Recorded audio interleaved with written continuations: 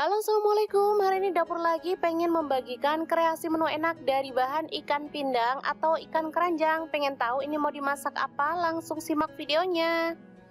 Oke, langkah pertama kita bersihkan kotoran ikan ya. Baru kemudian cuci bersih dan kita akan goreng hingga matang. Seperti ini ya. Perutnya kita korek pakai pisau jadi kotorannya keluar. Baru kita cuci dan digoreng sampai matang. Setelah itu tiriskan. Untuk bumbunya ada nanas, di sini saya pakai setengah buah. Kita potong-potong.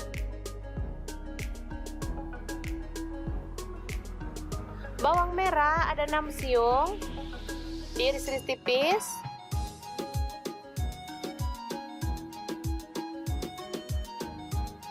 Bawang putihnya ada 3 siung, diiris-iris tipis juga.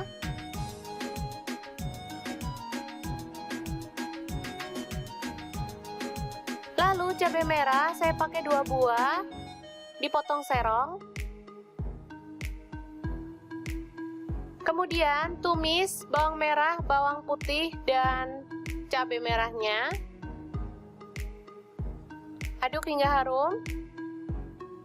Saya pakai minyaknya sedikit banget ya teman-teman.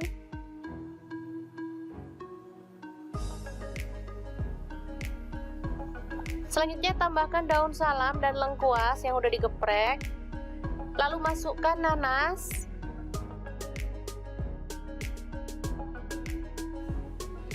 Selanjutnya tambahkan cabai rawit utuh, saya pakai 8 buah. Lalu tuang santan, saya pakai 500 ml ya. Kalau teman-teman mau kuahnya banyak boleh ditambah. Masukkan garam 1 sendok teh, gula pasir setengah sendok teh, kunyit bubuk dan kaldu jamur masing-masing setengah sendok teh. Aduk hingga merata.